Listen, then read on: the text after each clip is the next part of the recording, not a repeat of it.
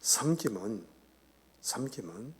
하나님과의 관계에서 주로 이어지는데, 때로는 하나님의 관계에서 하나님의 일을 이루기 위해서 사람의 관계 속에서 그것이 이루어지는 것을 보게 됩니다.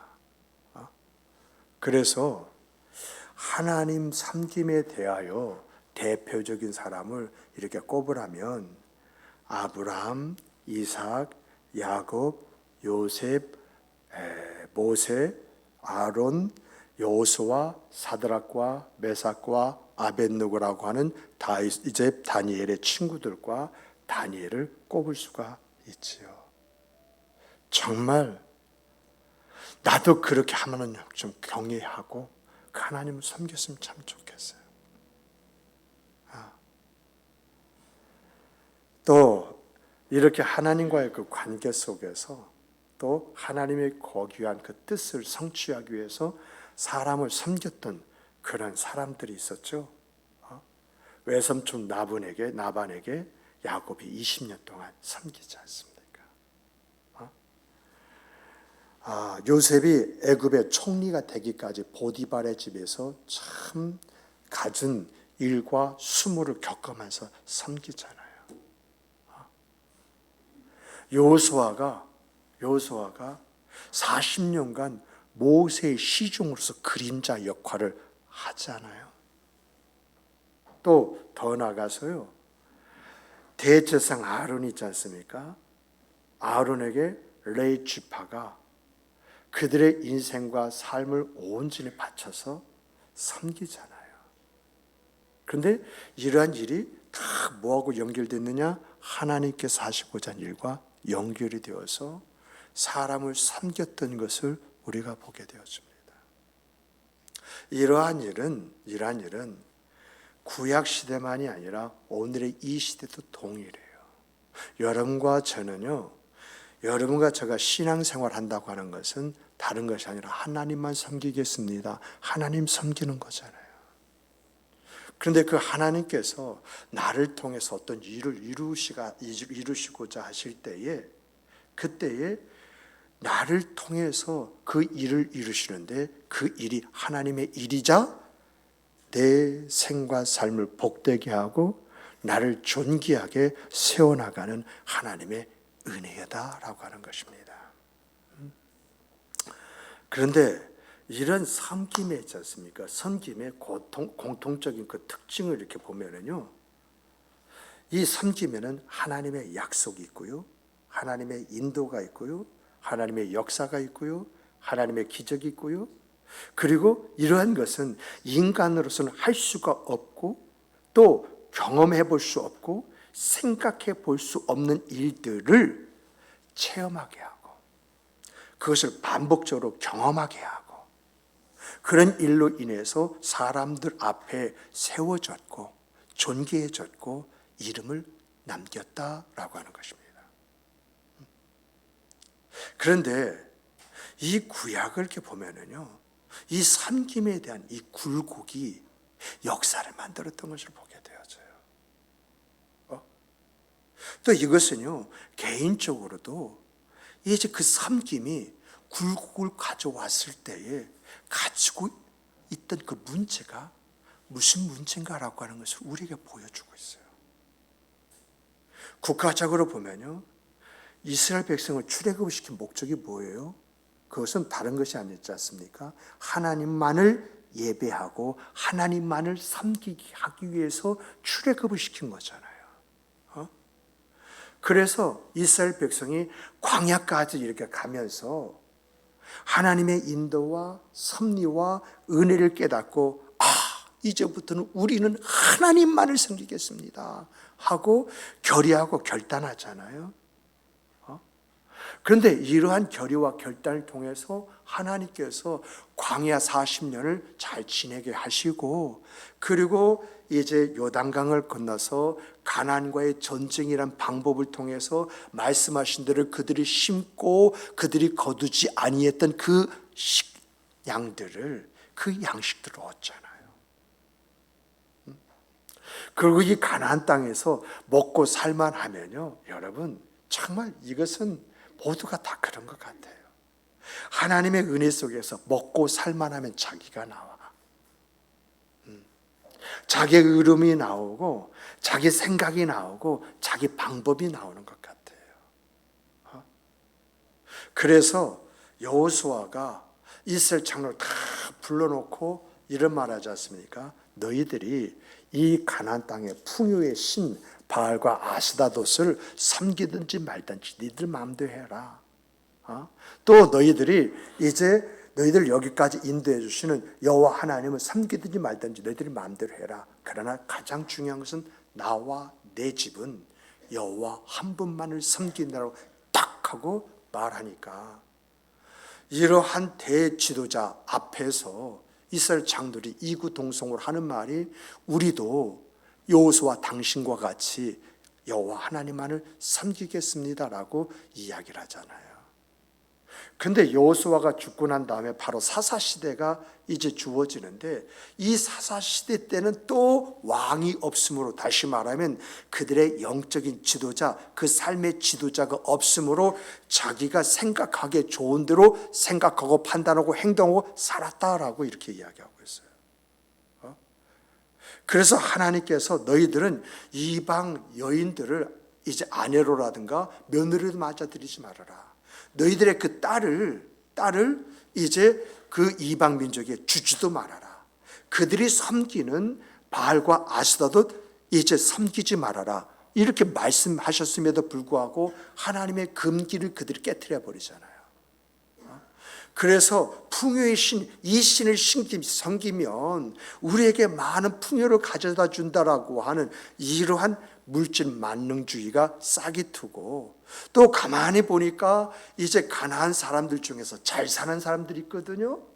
그러니까 그 사람하고 사돈을 맺으면 좀 덕이 주어지지 않겠느냐 해가지고 자연스럽게 결혼을 해서 자기의 아들, 딸들도 주지만 그들의 아들, 딸도 이제 사위와 며느리를 받아들이는 이런 일을 하자. 하나님께서 더 이상 참지 못하니까 하나님께서 이방 민족을 이제 심판의 그런 이제 주저적으로 삼아가지고 침략해서 뭐 8년이면 8년, 10년이 10년 이러한 어려운 그러한 시기를 겪게 하면서 우리가 어떻게 해서 이런 일을 겪게 되었느냐, 과거에 우리가 복되었을 때 어떻게 복을 받았느냐, 이것을 깨닫게 하고 그들이 회개를 하고 돌이킬 때 하나님께 이제 회복시켜 주시는 이러한 것들이 사사 시대마다 이제 반복적으로 일어난 일들이잖아요.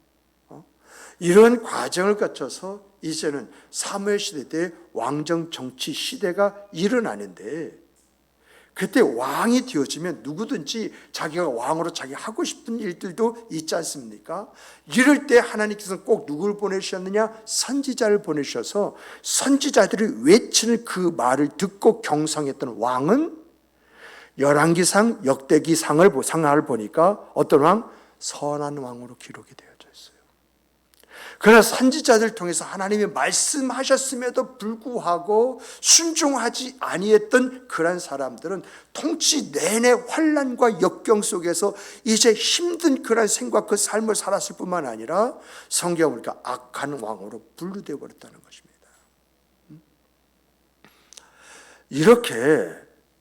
이렇게 이제 국가적으로 이렇게 보게 되어지면 그들이 하나님 앞에 어떤 섬김을 가졌느냐라고 하는 것이 그 나라의 운명, 그들의 공동체의 그런 운명을 결정지었다는 것입니다. 이것은 오늘날도 똑같아요.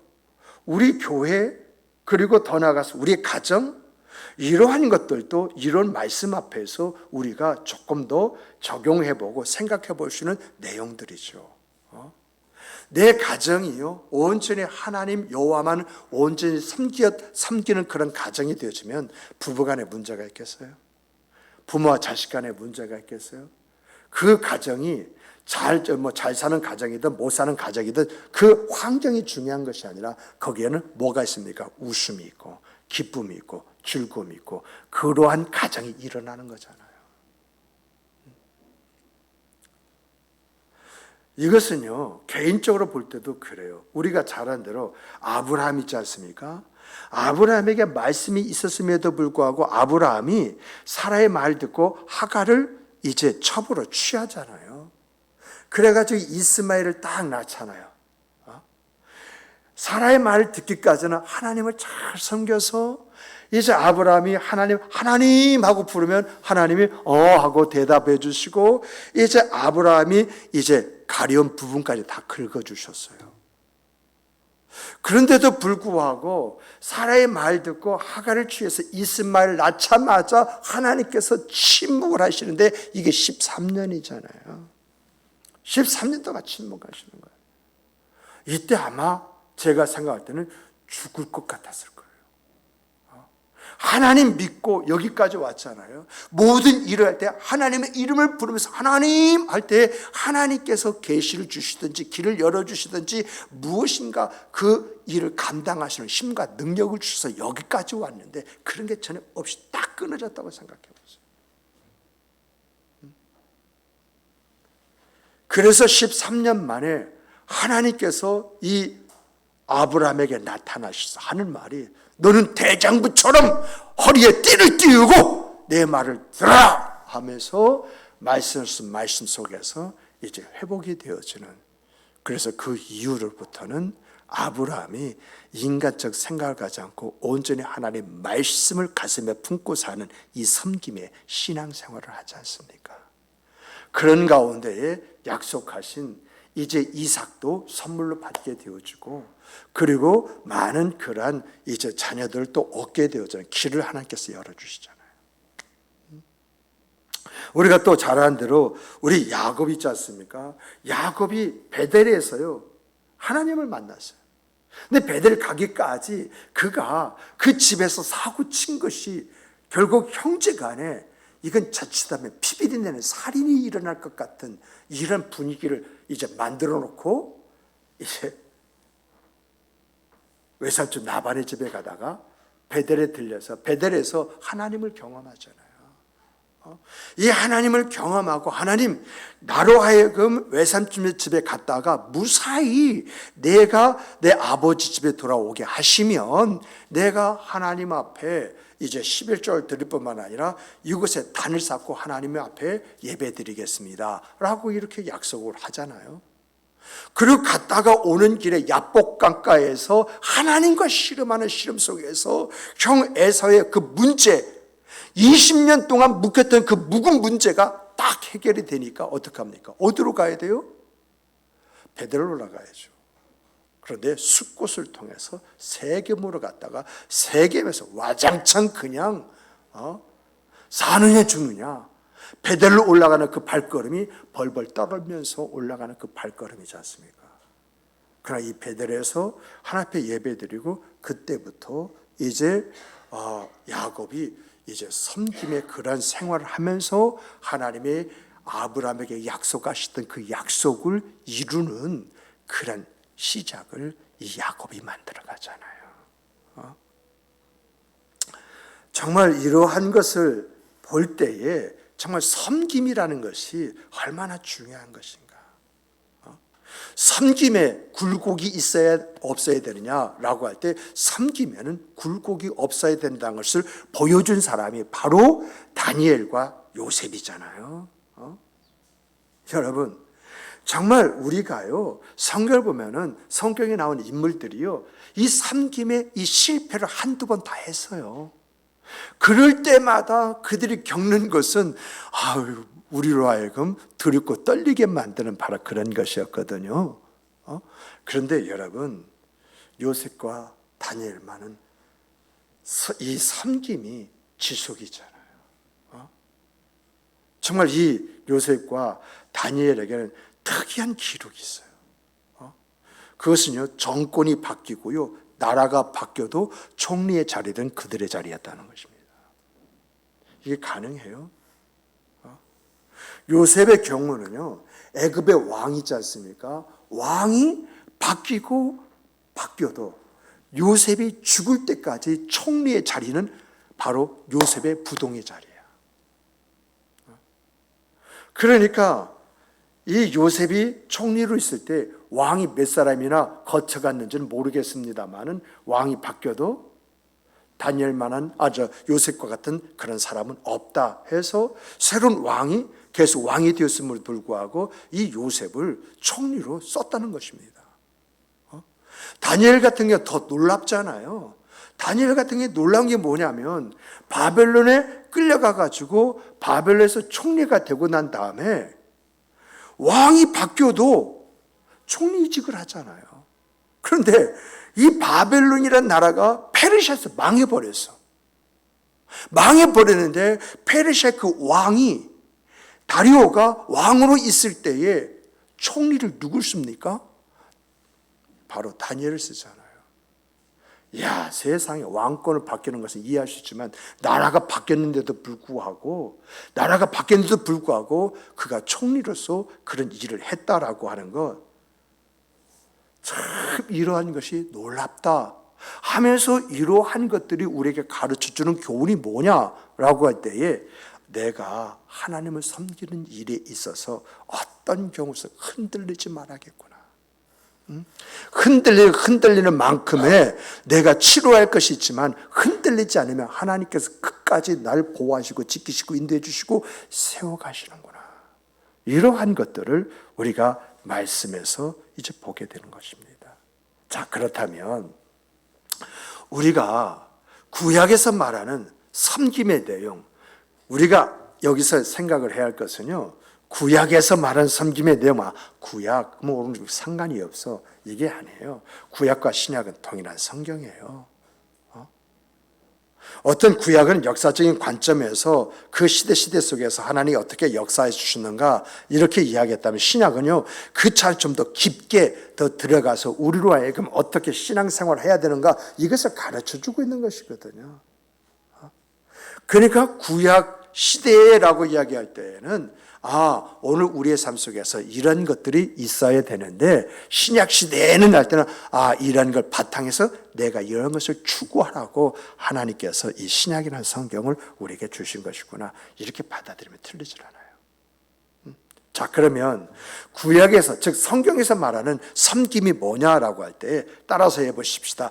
하나님만 경외하고 하나님의 말씀을 도로 삼고 행하며 하나님만을 마음을 다하고 성품을 다하고 뜻을 다하여 섬기며 하나님에게 친근한 마음으로 다가가며 하나님의 이름으로 맹세하는 것이다. 이게 섬기는 거라는 거예요. 하나님을 경외하고 하나님의 말씀을 이제 도로 삼고 그것을 행하며 하나님을 사랑하는 그런 마음으로서 내 마음을 다하고 뜻을 다하고 성품을 다하여 이제 온전한 마음으로 섬기는 것이고, 하나님 앞에 나아갈 때는 그저 두렵고 떨리는 마음도 나가야겠지만은 친근한 마음으로 가서 아버지 하고 이제 부르는 것이 섬기는 것이며, 또 더 나아가서 내가 거짓말하지 않고 진실한 그러한 생각 그 삶을 살 뿐만 아니라 내가 이런 약속을 통해서 하나님 앞에 영광을 돌리겠다라고 한다면 하나님의 이름으로 맹세하는 것, 이러한 것들이 뭐냐라고 할 때에 하나님을 섬기는 내용이라고 하는 것입니다. 그런데 신약에 와서는 이것을 조금 더 깊게 다루지요. 이걸 조금 더 깊게 다루는 것이 뭐냐라고 할 때에, 여러분 신약에서는요 이 섬김 속에 뭘 이야기한 줄 아십니까? 사랑을 이야기하고 있습니다. 그러니까 사랑이 없이 의무적으로 이제 섬길 수 있잖아요. 그렇잖아요. 또 내가 직분의 관계에서 내 상사가 있다고 한다면 그 상사가 나에게 무슨 말을 할 때에 그냥 의무적으로 반응할 수 있잖아요. 그런데 하나님을 섬기고 하나님의 뜻을 이루기 위해서 사람을 섬겨야 할 때에는 이렇게 의무적으로 섬겨서는 아니 된다. 여기에 뭐가 있어야 돼? 사랑이 있어야 된다. 사랑하는 마음으로 섬기고 사랑하는 마음으로 듣고 사랑하는 마음으로 그런 그의 그 말을 받아서 내가 그것을 이제 하는 이런 사람이 되어야 된다는 거예요. 그러므로 이 신약에서는 우리에게 가르쳐 주는 것이 정말 우리가 하나님을 이제 경외하고 내가 하나님 안에서 그 말씀을 도로 삼고 행하고 그리고 내가 하나님을 마음을 다해 뜻을 다해 목숨을 다해 내가 섬길 수가 있고 내가 친근한 마음으로 다가갈 수 있고 내가 하나님의 이름 맹세할 수 있다는 것입니다. 그런데 이러한 부분이요, 내가 가식적으로 하라고 하니까 마지 못해서 또 이제 내 형편과 사정이 그러니까 복받기 위해서 어쩔 수 없어서 이렇게 할 수가 있다는 거예요. 뭔가 적극적으로 돼야 되는데 소극적으로, 능동적으로 해야 되는데 이제 피동적으로, 적극적으로 내가 뭔가 해서 그것을 뭔가 거기서 얻어지는 그 기쁨이 있어야 되는데 그런 것이 없이 마지 못해서 언제까지 해야 돼? 이렇게 할 수 있다는 거예요. 그래서 신약에 와가지고는 이렇게 하나님을 섬기는 그 섬김 속에 담아야 할 것이 뭐냐? 사랑하기 때문에 섬기는 것이고 사랑하기 때문에 그 일을 이루는 것이고 사랑하기 때문에 내가 감당하는 이런 그 모습이 바로 뭐냐? 섬김이라는 거예요. 오늘 본문에서도 그것을 이야기를 해줘요. 오늘 본문을 보면은 여러분 이 4명의 중풍병자가 4명의 그 사람이 중풍병자 한 사람을 예수님께 데리고 오잖아요. 그러잖아요.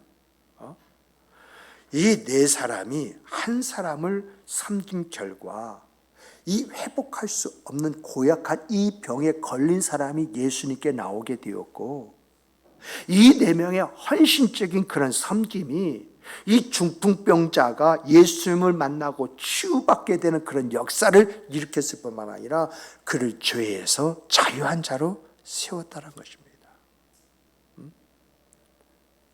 그러므로 오늘 우리가 이 말씀 속에서 주목하고 살펴봐야 할 것은 과연 이 4명의 섬김 속에 사랑이 없다면 이 중풍병자를 데리고 그 동네에서 예수께까지 올 수 있었느냐라고 하는 것입니다. 어떤 면에서 보면은요, 이웃과의 관계 때문에 그래 예수께 데려올 수도 있어요. 그러나 중요한 것은 사랑이 많아서 예수께 갈 수 없을 때 지붕을 뜯어서까지 거기서 내린다? 이러한 것은 사랑이었으면 그것이 가능한 것일까요? 그래서 이 본문이 우리에게 강조하는 것은요, 다른 것이 아닙니다. 사랑이 있다면, 그 사랑으로 섬긴다고 한다면 이 사람에게서 가장 필요가 무엇이냐? 그 필요까지 채워주는 그 일을 하게끔 되어져 있다라고 하는 것이 오늘 본문이 우리에게 가르쳐주는 내용이거든요. 그래서 이러한 본문 말씀을요, 좀 정리를 해서 말씀드리면요, 그 첫 번째 우리 함께 따라서 해보십시다. 섬김이 기적을 부른다. 네. 3절 보면은 분명하게 성경에서 4사람이 중풍병자 한 사람을 메어 가지고 왔다라고 이렇게 이야기하고 있어요. 이 말씀은 중풍병자가 부탁해서 이 4사람이 이제 이 중풍병자를 데리고 예수님께 온 것이 아니라 4사람이 이 사람을 볼 때 이 사람은 예수를 만나는 것밖에는 방법이 없다. 그러므로 이 사람이 예수를 만나면 기적이 일어날 수가 있다라고 하는 이 생각 속에서 이 사람을 4사람이 끌고 왔을 때에 여기에 사랑이 결국은 지붕에 가서 올라가서 내리게 만드는 역사를 가져왔다는 것입니다. 정말 오늘 우리들이요, 섬김에 있어서 사랑이 우리 안에 있다고 한다면요, 여러분 우리에게는 꺼리끝이 없는 줄 아시기 바랍니다. 4사람이 이 지붕에서 이 중풍병자 내릴 때에 성경 분명히요, 이 4사람을 보셨다는 것입니다. 그러고 나서 곧 이어서 하시는 말씀이 작은 자야 내 죄의 사함을 받았느니라. 그리고 나중에 내가 내게 이르노니 내 상을 가지고 집으로 가라. 이렇게 말씀하셨잖아요.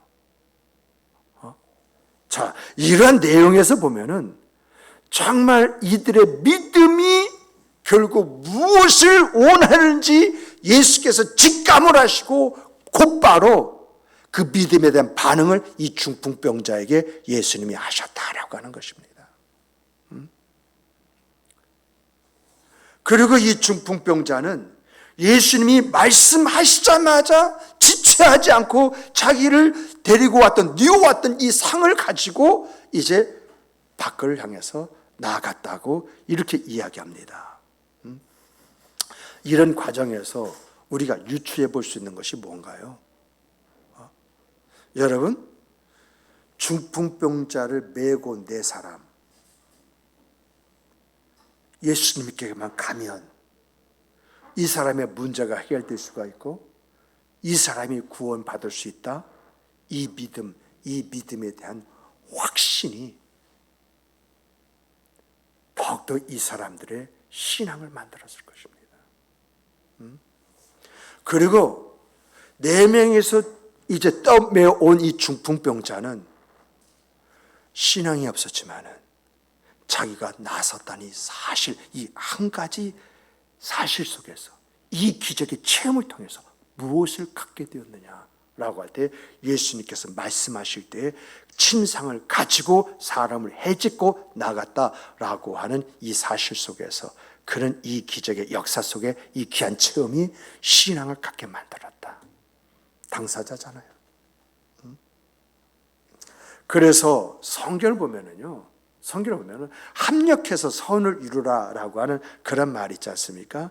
여러분들에게 합력과 협력이라고 하는 말, 이런 구분해 드렸죠. 합력이라고 하는 것은 이 강대상을 좀 들고 가야 되는데 나 혼자 힘이 부족하니까 저 김영순 집사, 이거 조성훈 집사 좀 와봐 해가지고 이거 좀 같이 좀 들고 갑시다 하는데 우리 조성훈 집사님하고 김영순, 목사님 이렇게 빠지세요. 우리 둘만 들어도 돼요. 그 번쩍이 들고 어디로 하는데 이 앞에 이렇게 뭐죠? 의자들이 있어가지고 이렇게 가지고 가기가 어려우니까 제가 어떡합니까? 먼저 가가지고 의자를 막 제껴놓는. 둘이 드는 것이 합력이고 이것이 갈 수 있도록 장애물부터 치워주는 것이 협력이라는 것이거든요. 이러한 것을 통해서 선을 이루라라고 하는 그런 말씀인데 여기서 보면은 합력이 뭐예요? 바로 4명의 이 사람들이 이 중풍병자를 사랑하는 그 마음으로 섬기는 바로 그 섬김이 협력이잖아요. 그리고 선을 이루라고 할 때 이 선이 뭐예요? 이 선이 정말 이 중풍병자가 예수를 만나더니 그 중풍병에서 노임을 받는데 그의 죄가 사함을 받고 중풍병에서 치유받고 그리고 나서 예수를 경험함으로 믿게 되었다는 것, 이게 바로 선이 아닙니까? 정말 이렇게 섬기고자 하는 그 마음속에 사랑이 더하여 있으면 합력하여 선을 이루는 그런 일들을 할 뿐만 아니라 기적의 결실을 기뻐하고 즐거워하는 아름다운 체험이 여러분과 저의 생각 그 삶 속에 있는 줄 믿으시기 바랍니다. 정말 이런 즐거움이 여러분과 저의 신앙의 그 삶 속에서 체험되어지는 그런 즐거움, 그런 노래, 이것이 되어지기를 주님의 이름으로 축복합니다. 두 번째는요, 기적은요, 따라서 해보십시다. 기적은 모두에게 큰 믿음을 갖게 한다. 자, 12절 보면은요, 중풍병자가 예수님의 말씀대로 침상을 가지고 이제 같이 온 사람들과 함께 가잖아요. 갈 때에 그 앞에 있는 모든 그 무리들이 나가는 사람의 뒷모습을 바라보면서 뭐라고 했느냐? 이구동성으로 놀라면서 하나님께 영광을 돌리고 지금까지 내가 살아온 지금까지 이러한 일은 본 적도 들은 적도 없다고 이렇게 이야기했다는 것입니다. 그래서 12절에 그들이 다 놀라고 라고 하는 말씀과 하나님께 영광을 돌리며라는 말씀과 이런 일을 본 적이 없다는 그러한 말씀, 이런 말씀 속에서 그들이 갖게 된 것이 뭘까요? 정말 이 사람들은요, 이 사람들은 그 예수님에 대해서 이야기는 들었어요.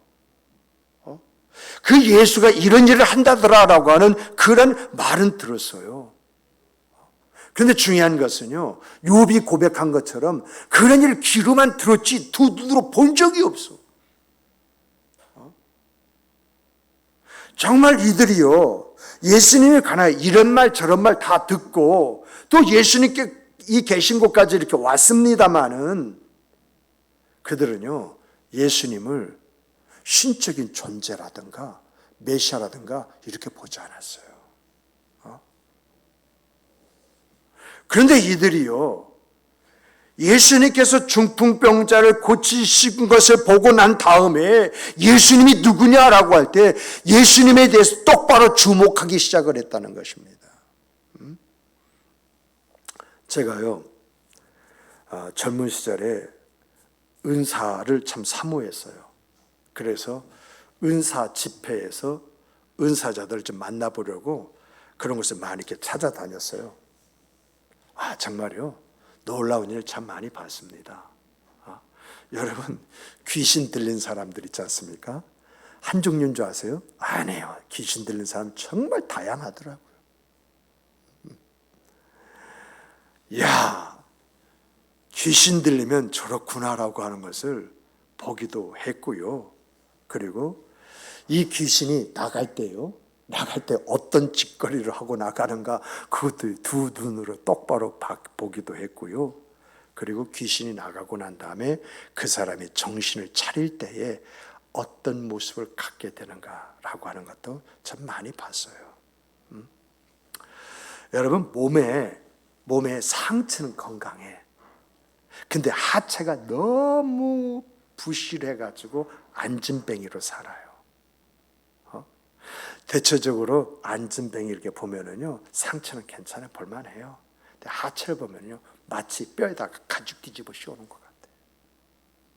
그런데 그런 사람들의 손을 잡아가지고 일으켰는데 그 사람이 비쩍 걷다가 그냥 걸어가는 걸 딱 봤는데, 야, 그거 신기하더라고요. 또 여러분, 소경 있죠. 맹인이 눈 뜨는 거 있지 않습니까? 그냥 그 목사님이 막 이제 눈에다가 막 손을 가지고 비비르고 막 그러는데 이 맹인이 막 그러더라고요. 그 눈 딱 이제 손을 딱 띄고 보입니까? 하니까 뭔가 희미하게 보인대요. 그러니까 또 다시 한번 놓고 안수를 막 이렇게 하는데 또 이제 잘 보입니까? 했더니 아까보다 더 선명하게 보인대요. 그또 다시 한번 막 이렇게 안수하는데 그때서 하는 말이 제대로 보인대요. 야, 그런데요, 그러한 집회를 했을 때 많은 사람이 그걸 지켜보고 있어요. 그 사람 중에는 구경하러 온 사람이 있어요. 반신반의하면서 이게 한번 온 사람이 있어요. 그리고 친구나 지인, 가족에게 끌려서 온 사람들도 있어요. 그런데요, 제가 그 사람들의 말을 이렇게 들어보니까 대체적으로 이런 말을 많이 해요. 어떤 말이냐면, 하나님이 있기는 있는가 봐. 있기는 있는가 봐. 무섭고 두려워.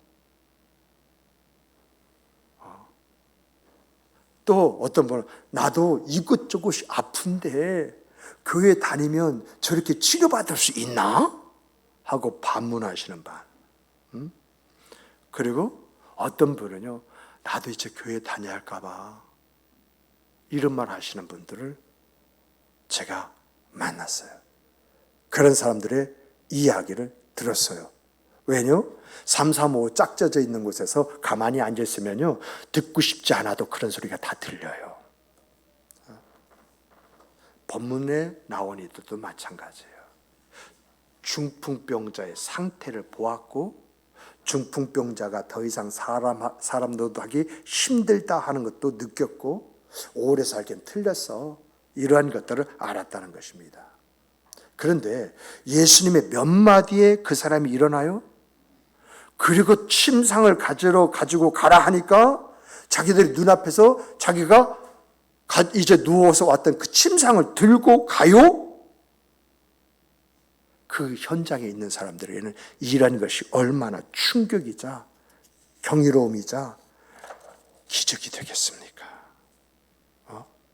그러므로 이러한 것을 바라본 군중들 그 두 눈으로 이것을 확인했잖아요. 그러면 그들의 마음 안에 어떤 생각이 주어지겠느냐라고 하는 것입니다. 그래서 예수님께서 내 죄사함을 받았느니라 라고 이렇게 이야기할 때 어찌 이런 신성 모독을 할 수가 있느냐라고 하는 사람들의 말이 다 들어가 버리잖아요. 그렇게 말했던 사람들이 예수를 다시 한번 보게 만들잖아요. 정말 이와 같이 기적이라고 하는 것은요, 믿는 자에겐 더 큰 확신을 주고요, 믿음을 갖지 않는, 믿음이 없는 자에게 믿음을 주는 하나님의 능력이에요. 오늘 여러분과 저는요, 믿음의 그 능력, 믿음의 은혜를 받는 그런 성도들이 아니라 내가 가지고 있는 믿음, 그 믿음의 확신을 더하는 이 믿음이 있는 여러분이 되시기를 주님의 이름으로 축복합니다. 축복합니다. 세 번째는요, 우리 함께 따라서 해보십시다. 큰 믿음을 가지면 큰 은혜를 사모하게 된다. 다시 한번요. 큰 믿음을 가지면 큰 은혜를 사모하게 된다. 다시 한번 하겠습니다. 큰 믿음을 가지면 큰 은혜를 사모하게 된다. 결론은요, 체험이 나를 그렇게 만든다는 것입니다. 그러므로 여러분, 하나님의 기적, 이걸 체험해야겠습니까? 체험하지 말아야겠습니까? 정말 이 자리에 있는 우리 목양교회 성도 한 사람 한 사람, 정말 하나님의 큰 은혜를 사모하심으로 그 믿음대로 역사하시는 그 하나님을 체험하고 그 하나님의 그 역사 앞에서 하나님이 내 생각과 삶 속에 이런 은혜를 주셨습니다. 이런 고백을 통해서 이 고백이 하나님을 찬양하는 찬양이 되어주고 하나님의 이름을 높이는 것이 되어주고 우리 모든 믿음의 사람들이 함께 그 은혜와 은총을 주신 그 하나님을 찬양하는 그 열광의 찬양, 이 찬양에 있는 이 목양교회, 우리 교회가 되어지기를 주님의 이름으로 축복합니다. 축복합니다. 우리 함께 기도하시겠습니다.